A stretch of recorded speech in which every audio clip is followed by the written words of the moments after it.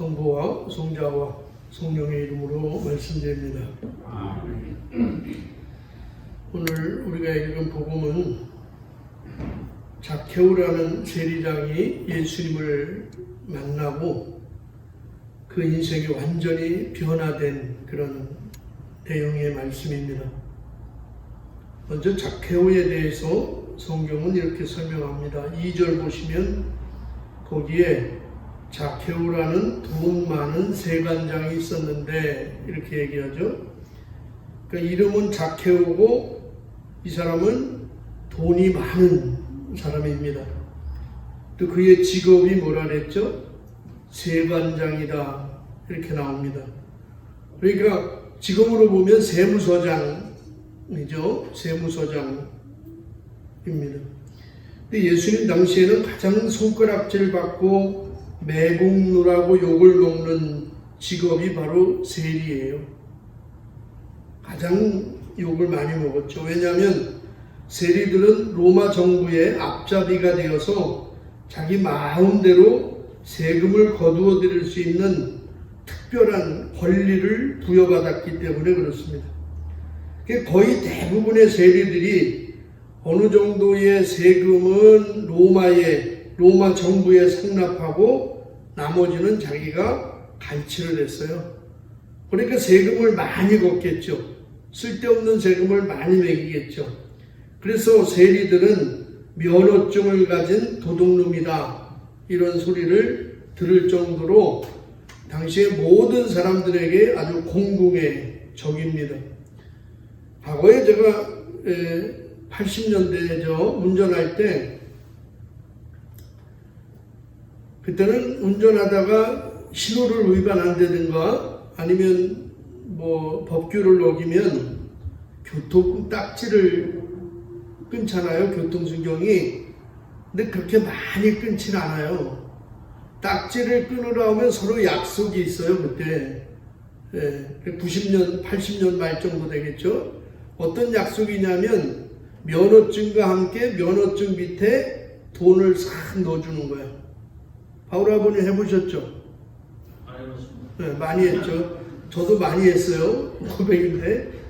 근데 그 당시에 예를 들어서 조그만 소형 트럭이나 봉고차는 3,000원이야. 나름대로 이게 매겨져 있는 가격이에요. 이게 3,000원. 승용차는 뭐 5,000원. 그다음에 아주 좋은 차나 뭐 이런 거는 10,000원. 그렇게 나름대로의 가격이 매겨져 있는 거예요. 근데 예를 들어서 내가 봉고차를 끌고 가다가 교회 봉고차를 끌고 가다가 신호 위반을 했어요. 그러면 면허증 밑에도 얼마를 넣어줘야 돼? 3,000원을 넣어서 면허증이랑 같이 주면 돈만 싹 빼고 면허증 다시 돌려줘요. 지금은 절대 그런 게 없어요. 오해하지 마십시오. 지금 그렇게 하다가 뇌물공여입니다고 걸리죠. 그런데 내가 운전을 하고 가는데 3,000원짜리가 걸린 거란 말이에요. 봉고차를 운전하니까. 근데 지갑을 보니까 1,000원짜리가 없어요. 이게 10,000원짜리 뿐이 없는 거야. 그럼 10,000원을 줘야 되잖아. 그러면 너무 많이 주는 거잖아, 이게. 그죠? 그럼 뭐라 그래요, 운전사가. 근데 주다가 10,000원짜리 뿐이 없는데요? 그러면 그냥 달라배, 교통순경이.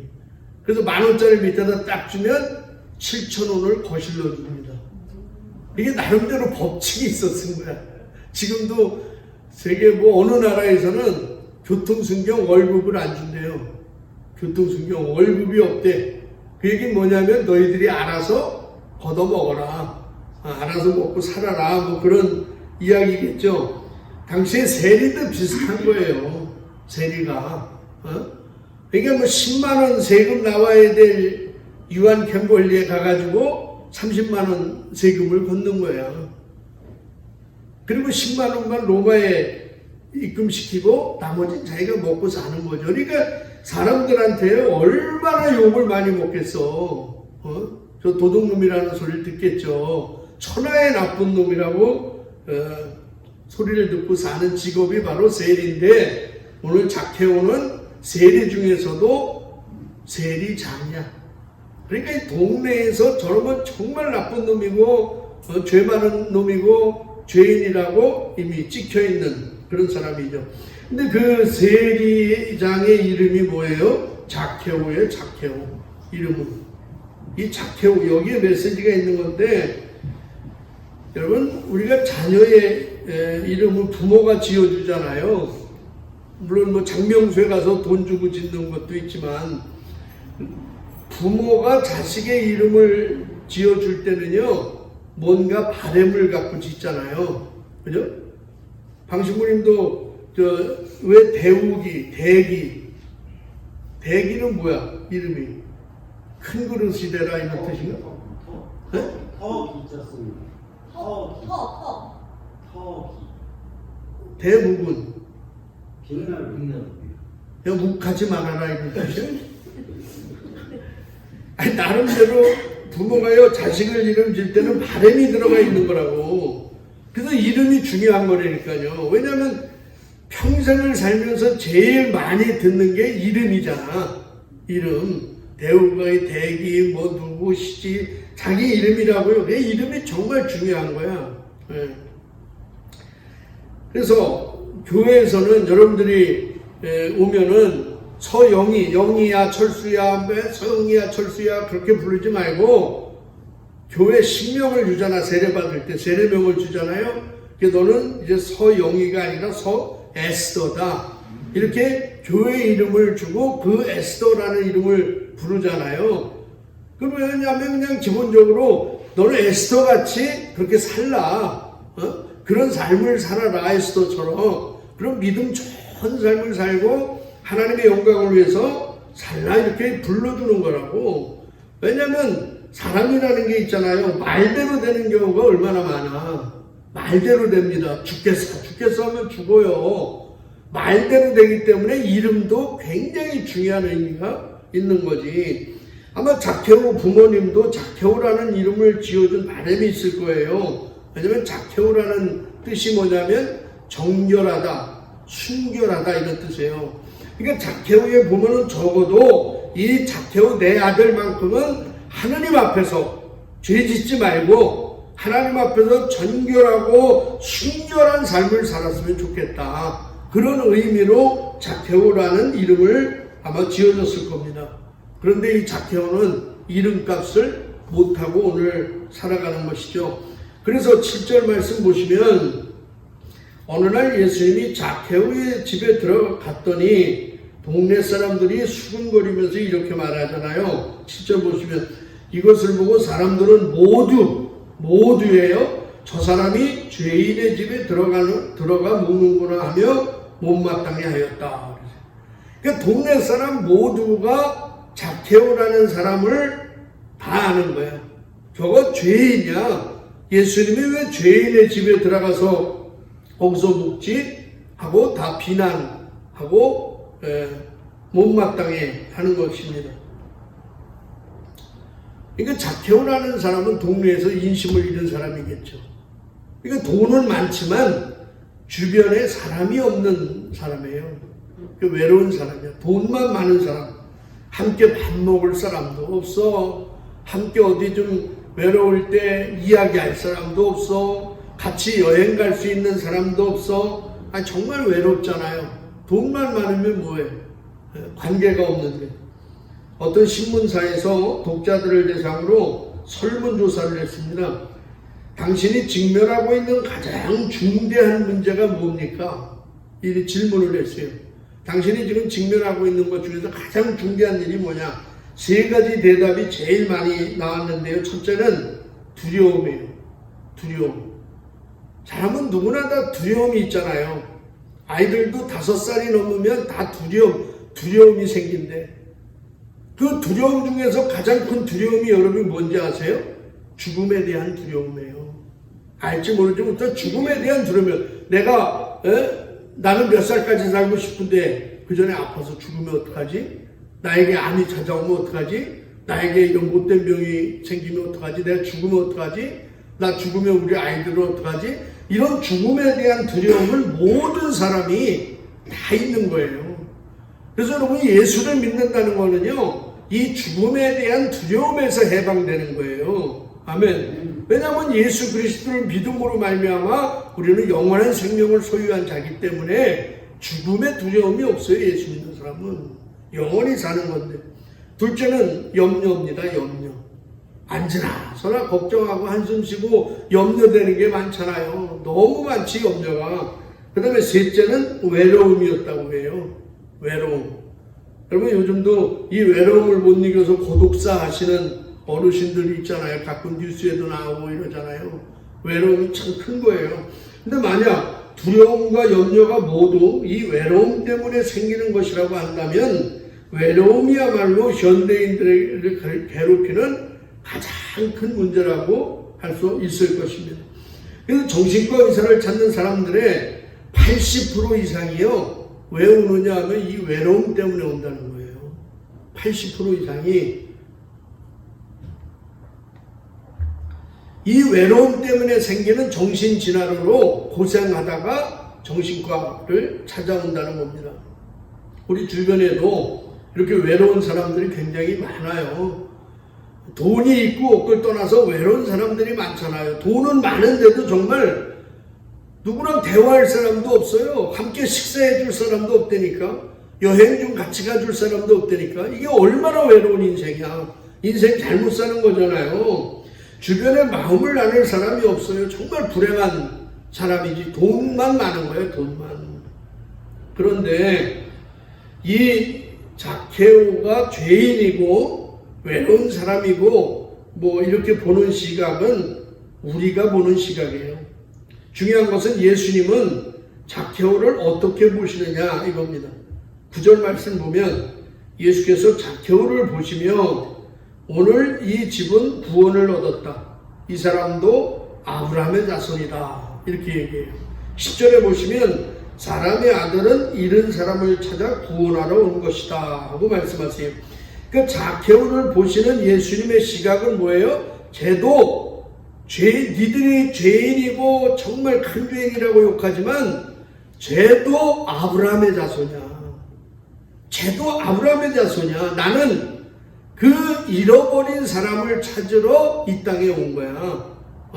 나는 죄인을 부르러 온 거야. 이렇게 예수님 말씀하세요.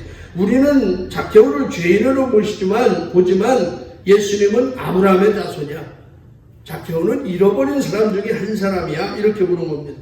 이게 예수님의 시각이죠. 그리고 예수님의 오신 목적은 잃은 사람을 찾아서 구원하시려고 오셨다. 이렇게 말씀하십니다. 예수님께서 왜 오셨다고요? 잃은 사람을 찾아서 구원하시려고 오신 거예요. 잃은 것을 찾으러 오신 거예요. 잃어버렸다는 것은 1차적인 의미는 내 것이었다는 거잖아요. 내 것. 저와 여러분 이 모든 인간은 하나님의 것이에요. 하나님이 만드셨잖아요. 하나님이 창조하셨잖아요. 우리는 하나님과 함께 살아가야 될 존재예요. 하나님과 함께 있어야 행복을 느낄 수 있는 존재예요. 그런데 우리가 죄 때문에 죄에 넘어가서 하나님에게서 떠났잖아요. 지금 수많은 사람들이 하나님을 떠났어요. 그러니까 하나님은 그거를 잃어버렸다고 말씀하시는 거예요. 원래 내 거였는데, 원래 내가 갖고 있었는데 잃어버렸다, 없어졌다는 거죠. 어떤 사람들 중에 이런 사람도 있어요. 저희 신부님 중에 한 분도, 제 동생 신부 중에 한 분도 이런 분이 있는데, 하여튼 음식 테이블에 나이타 있잖아요. 300원짜리 나이타. 그게만 놓여 있으면 어느 순간에 싹 사라져. 그 나이타가 담배 피우는 분들이 나이타 어디 있어 찾으면요, 그 신부님 주머니에 다 들어가 있어요. 다 자기 거래. 나이타가 습관이야. 어떤 사람은 모나미 볼펜만 보면 다 자기 거래. 자기가 잃어버렸대. 그런 사람 있잖아요.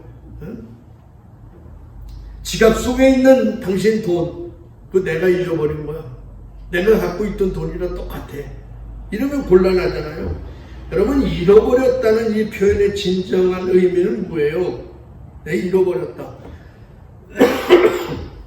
예를 들어서 교회 옆에 누군가 폐차를 시켜야 될 차를 갖다 버렸어.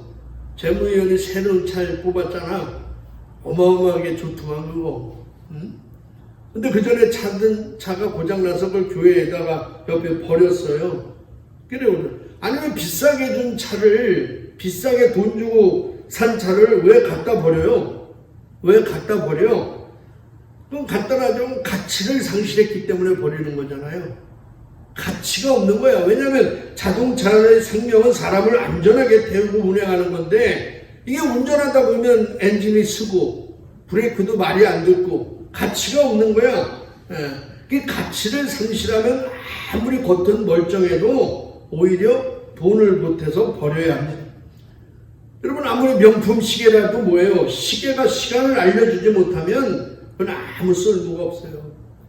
성경은요, 구원받지 못한 사람들을 잃어버린 자다 이렇게 얘기해요. 하나님을 떠났어.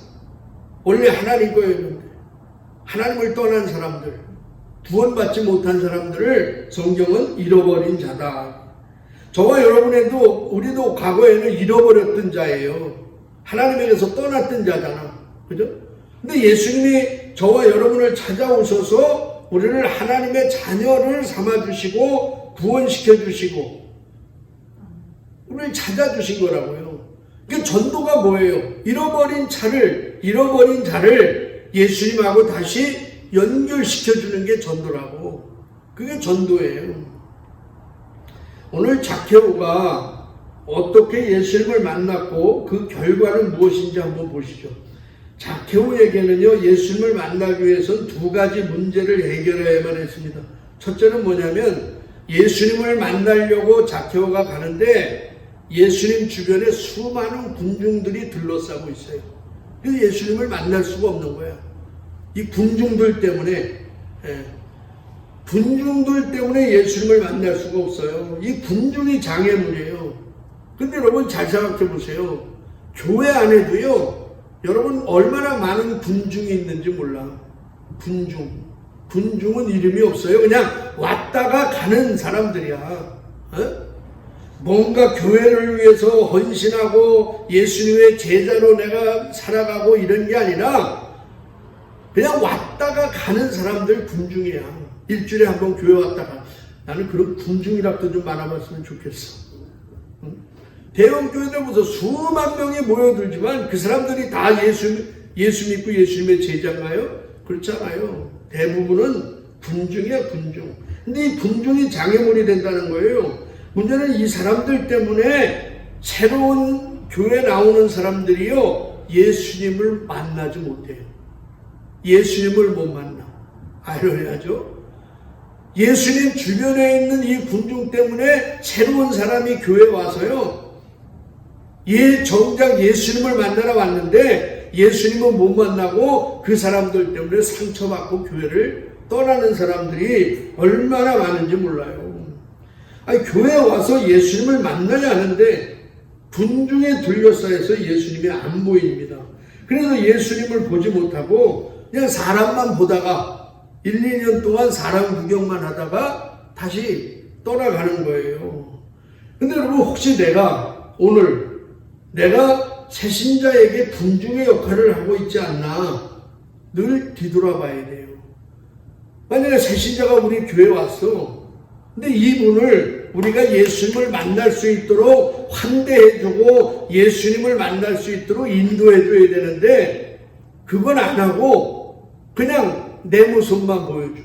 아, 교회가 이런 거구나. 교회 사람들이 저렇게 다 사네. 교회 사람들이 더 성질이 고약해. 난 당신 때문에 교회 못 나가겠어. 이러면 곤란한 거잖아요. 그죠? 그래서 내가 군중이 되면 안 된다는 거예요. 나는, 우리가 플래카드 이번에 걸었잖아. 환대하자. 환대가 중요한 거예요, 여러분. 새신자가 누군가가 왔을 때 먼저 내가 다가가서 환대해주고 이 사람을 잘 이끌어서 예수님을 만나게 해주는 그런 것이 저와 여러분의 역할이어야 될 줄로 믿습니다. 두 번째는요, 이 zakhe오의 단점이 뭐예요? 키가 작다는 거예요. 키가 작아. 이 키가 작으니까 군중 때문에 예수님을 만나지 못하니까 어디로 올라가요? 돌무화과 나무 위로 올라가서 예수님이 지나가는 걸 보고 있죠. 근데 예수님하고 눈이 마주치잖아요. 그 예수님이 나자로에게, 자케오에게 내려오라 그러잖아요. 이게 지금 자케오는 키가 작은 것이 장애물이에요. 예수님을 만나는 장애물이에요. 우리도 신앙생활 할 때 이런 장애물이 다 있잖아요. 어떤 분은 남편 때문에 교회 못 나오시는 분도 있잖아요. 남편이 교회 나가면 이혼하자고 얘기하고 그런 사람도 있고, 어떤 분들은요 이 헌금 때문에 또 교회 못 나오시는 분도 있어요. 헌금하는 게 부담스럽고 그게 아깝다고 생각하는 거죠. 그러나 그런 것으로 인해서 포기하면 절대 주님을 만나지 못하죠. 오늘 자케오는 나무 위로 올라가 그 한계를 지혜롭게 극복합니다. 그러니까 나무 위로 올라갔다는 것은 좀 어린아이처럼 됐다는 거예요. 어린아이처럼 된 거야. 돌무화가 나무 위에 올라갔다는 사실은 이 사람이 얼마나 예수님을 만나기를 원했는지, 갈망이 컸는지 그런 모습들을 보여주는 것이죠. 그런데 우리는 여기서 중요한 사실 하나를 발견하게 됩니다. 뭐예요? 이 키가 작은 핸디캡이 예수님의 눈에 발견되는 축복의 요소가 되었다는 거예요. 이게 중요한 거잖아요. 자케오의 단점이 그 단점 때문에, 키가 작은 것 때문에 나무에 올라갔더니 예수님하고 눈을 마주치는 축복의 조건이 된 거예요. 그죠?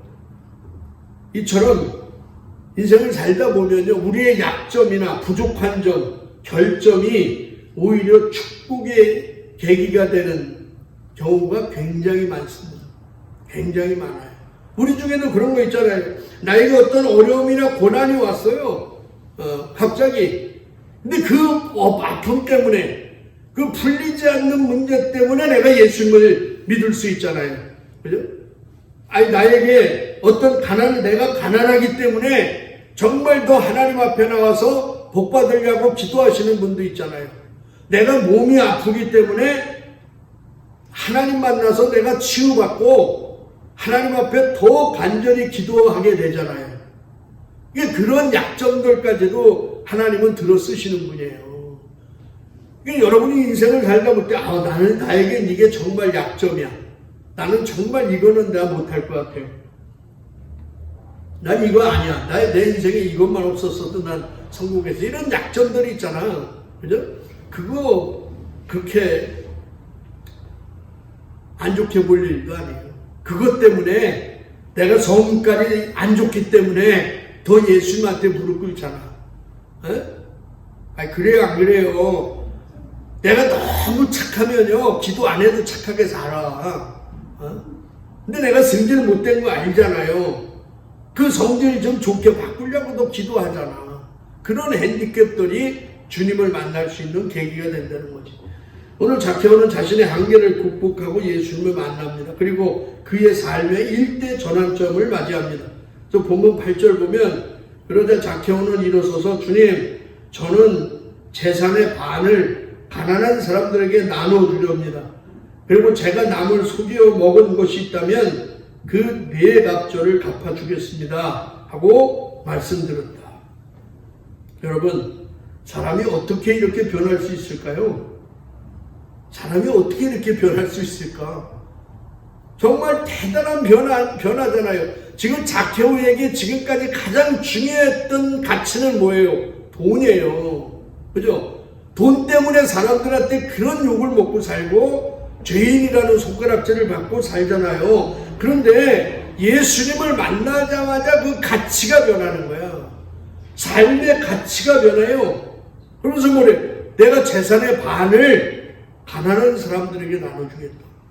혹시 내가 잘못한 사람들이 있으면, 내가 세금을 잘못 걷거나 돈을 뺏은 것이 있으면 4배로 갚아주겠다. 이건 대단한 변화예요. 우리가 신앙생활 하면서 착각할 때가 있어요. 그게 뭐냐면, 여러분, 우리가 사람한테 잘못한 거는요, 사람한테 용서를 빌어야 돼요. 그죠? 사람한테 용서를 빌어야 돼. 예를 들어서 이런 거예요. 내가 대우기가 오늘 예배 시간에 늦었어. 조금. 너 잠깐 와. 해가지고 내가, 진짜 오지 말고. 성당 뒤로 와. 해가지고 대우기를 한 대 때렸어요. 예? 야 이놈아, 하나님 예배하는 시간에 이렇게 늦어? 그런 적이 어딨어 임마 해서 한 대 때렸어요. 그랬더니 제가 삐쳐가지고요, 나만 보면 인사도 안 하고 아이 나 교회 안 나갈래요 이래요.